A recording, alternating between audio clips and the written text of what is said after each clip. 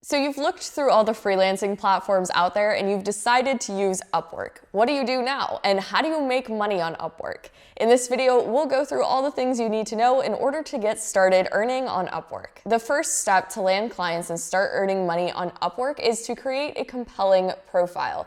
Your profile includes a description of the work that you do and the skills that you have. When you're filling this out, you want this to be as detailed as possible. And if you want some Upwork profile tips, we do have another video on that I'll link above. When you first create your profile, you'll have to answer a few questions about whether you've freelanced before, whether you're a professional, and what your intentions are with using Upwork. Then they present you with a page asking you how you'd like to work. They'll ask if you'd like to find opportunities yourself, if you'd like to package your work for clients to buy, or if you'd like Upwork to act as a recruiter. You can select anything from one of these to all three of these, but to maximize your earning potential, I'd recommend selecting all three from the start. Then you'll have the opportunity to enter your relevant experience. If you have had any previous jobs that are related to the freelancing work that you're doing, definitely enter it here. But if you don't have any prior experience, don't worry, you can still make money. This section is really just an extra bonus for clients to look through if they want, to see if you've gone to school for the thing that you're freelancing for, or to see if you've had any previous jobs in the industry. After adding your education, experience, and languages, you'll have the opportunity to enter up to 15 skills. Make sure these are related to the type of work that you want to do on Upwork, and since you do have limited spots for these, this is not the place to enter that you can use Microsoft Word. So can probably literally anyone else with a computer, so really hone in on those specialized skills that you do have. This is an example of a good list of skills that someone would have if they were doing a variety of writing work. One of the most important parts of your profile that is going to land you all of your jobs is going to be your bio. You want to make it extremely clear to clients what it is that you do and use this as an opportunity to display your professionalism. It's totally fine to keep these short and sweet. You don't have to write a whole novel about yourself. This is an example of a good shorter profile. It clearly explains what he's able to do and what he can do for the client. If you apply to a job, they're likely going to ask you more about yourself and about your experience, so don't feel like you have to write an entire novel for your bio. Don't forget to occasionally brush up your bio though. You want to keep it updated as you start taking on more jobs and gaining more experience. And there are some types of work that definitely warrant a longer bio. I'll put up a few examples of good longer bios on the screen, and you definitely don't need anything this extensive to be successful on Upwork, but it can be helpful to look through some other people's profiles to see examples of people in similar industries to you. In addition to just applying for jobs on Upwork, you also want to think about whether or not you want to create packages. You don't have to do this, but if you want to maximize your earning potential, it could be a good way for clients to find you. The project catalog is essentially Upwork's way of trying to integrate that Fiverr-style gig-based project onto their own platform. So you can have up to 20 projects, and these will have a fixed price with certain criteria, and potential clients can come in and directly purchase these projects. This is good for things like if you have a logo package that you're trying to sell, or different levels of video editing. If you have no idea where to start when it comes to creating packages, take a look through the project catalog at other freelancers that are in your niche. See how they're approaching it, and think about the different types of projects that you want to take on as a freelancer on Upwork, and start creating project packages around those different categories. If you're a graphic designer, for example, maybe you'll create a package for logo design, a package for YouTube thumbnail design, and a package for podcast cover art. You can go and view the packages of other freelancers to use that as a basis of how you should present yourself and what you should charge. You also want to create a good portfolio from day one. You don't need to wait for clients to create your portfolio. And actually, you should have existing examples of your work long before anyone actually pays you. When you go to school for graphic design, they'll assign you projects where they give you a fake client profile, and you'll have to create something for them. Do this for yourself. You don't need to go to school for any of this. You can assign yourself projects and create portfolio pieces from that. Regardless of what type of work you want to do as a freelancer, you need to have a portfolio. So whether you're a writer, a designer, or you do data analytics, put together something that potential clients can look at to see the type of work that you do. If you've never done projects for an actual client, again, create an imaginary client that you do work for, or reach out to an actual company and offer to do something for them, and you can decide for yourself whether you think that would be worth doing for free, or if they're a type of client that would be willing to pay you if they use your work. In another video, I'll break down when you should or shouldn't do work for free, but starting your portfolio is one of those times when I think it's okay. That's how I started my own portfolio, was reaching out to a local restaurant and creating a website for them for free. After that, I was pretty easily able to get more jobs, so doing that one job for free was totally worth it for me. Then the scary part, reaching out to clients. So when you are starting on Upwork, it's absolutely essential that you are actively applying to jobs and reaching out to clients. You shouldn't be sitting around like twiddling your thumbs waiting for a job to fall in your lap. Upwork is very much a platform that encourages freelancers to be actively looking for jobs and applying to them,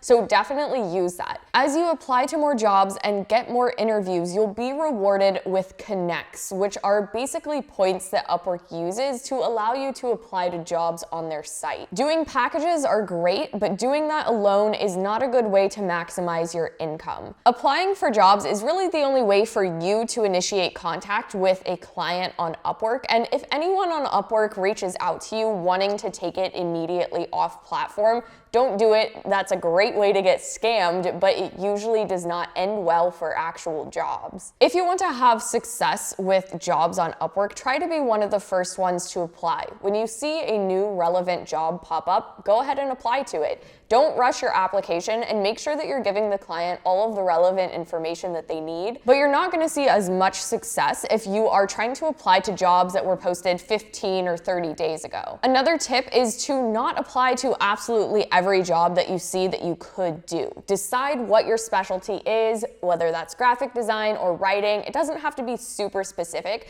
but you don't want to be wasting your connects on a translating position, a graphic design position, and a data entry clerk. Also, make sure that from the beginning, you're setting your hourly rate to the rate that you actually want to make. When Upwork serves you different job postings on your main homepage, it is based on the rate that you set.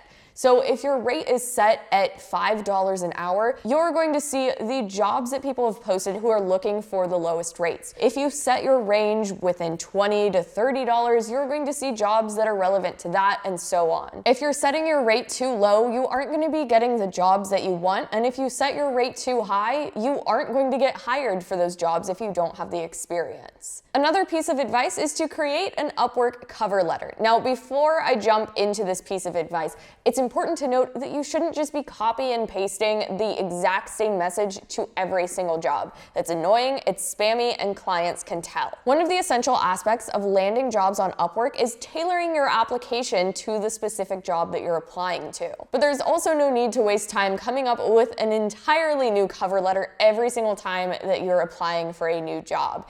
As you start applying to these jobs, save what you're sending these clients and start reusing those when you apply to other relevant jobs. Some ideas for the different sections that you can have prepared are a friendly greeting and opener line, a brief description of your relevant experience and why the client should choose you, a link to your portfolio if you have one, or just back to your Upwork profile, and a professional and polite closer. Your cover letter doesn't need to be some extensive document, and people honestly don't really look at resumes on Upwork unless it's something super specialized. This can legitimately just be a few sentences. The one that I've been using for 4 years is legitimately just three sentences. So this does not need to be like a traditional cover letter that you would need applying for an actual full-time position. When a client sees your job application, all they're going to see is the first 2 or 3 sentences. That's what pops up next to your profile, and from there they can expand it if they want. So it's really important that you describe in that first 1 to 2 sentences what you can do for that client. One of the easiest tricks that you can implement to be successful with your job applications is to ask questions. This is extremely important and a super easy way to customize your application for each job. It shows potential clients that you're paying attention to their job description, that you're proactive and you are a critical thinker, and that you're ready to jump in and start working. At the very least, if you can get a client to respond to a question that you ask, then that job application will be considered to be in the interview stage. You'll be rewarded for this with more connects, which are basically points that Upwork uses to allow you to apply for more jobs. And now with that said, there is such a thing as a bad question. This isn't like middle school where your teachers are like, there are no stupid questions. There are stupid questions. And in fact, there are extremely stupid questions. So a couple of rules for the questions that you ask. Number one, if you are asking a question that has already clearly been answered in the job description, you can guarantee that this is going to almost immediately eliminate you. Number two, if you are asking a question that they are in fact hiring you to answer, you are also not going to get the job. And that sounds silly, but you would be very surprised how often that happens. Good questions are going to be clarifying. They're going to be asking for information that you would actually need to get started on the job. For example, if you're a writer, you can ask about the type of tone that they're going for in the piece that they need. If you're a web developer, you can ask them what platform they're using. Once you've perfected your profile, started creating packages, and you've begun to reach out to clients and apply to jobs, it's time to start building those relationships with your clients. One way to do this is to ask for feedback. Not all clients are going to be comfortable giving feedback unprompted, but you want to keep them involved in the process as you're working on their project. Ask for feedback as you are working on the project, and it will make clients more comfortable telling you what they do and don't like about a project. This will show that you're listening to them and that you want to improve, and usually it will cause you to actually start improving on the work that you do. Also, taking a genuine interest in your client's business and the goals they're trying to achieve is a great way to build up relationships with them. Most people who are hiring freelancers for their business are quite proud of what they do, and often there is a bigger goal than what it seems on the surface. So ask them about it, and this can also help you tailor their projects more to what they actually want to achieve. Also, be reliable. It's extremely important for most clients that you are giving them work on time, that you are prompt at responding, and that you follow through on what you say you do. If you are a reliable freelancer, the next time that they need someone with their skill set, they are highly likely to come back to you. Also, don't be afraid to follow up with clients. A lot of times there are clients that will disappear for an extended amount of time and may forget that you're available to do the type of work that they may need. Now, there is a secret to this. Don't do this so often that it becomes annoying. As a client, I have definitely experienced freelancers that try to follow up every day or every week, even after telling them that I have no work. And for some of these people, it has gotten to the point where I legitimately wanted to or actually did block them. Now, as a freelancer, I have had success with this when you do it every couple of months. You just want to pop in and let your previous clients know that you're available should they need work, but you don't want to be so excessive about contacting them that it becomes annoying. The most important thing that you can do to start making money on Upwork is to actually get started with it. So many people will sit and watch all of these online job and freelancing videos and never actually sign up or apply for a job. So open up Upwork and take some sort of action right now. Make an account, apply to your first job, make that cover letter or your portfolio. If you do feel like you need a little bit more guidance, I do have a free guide down in the description to becoming a freelancer in 30 days. It'll walk you through some of the additional things you need to do to be successful on these freelancing platforms. So download that for free in the description and subscribe for more freelancing tips.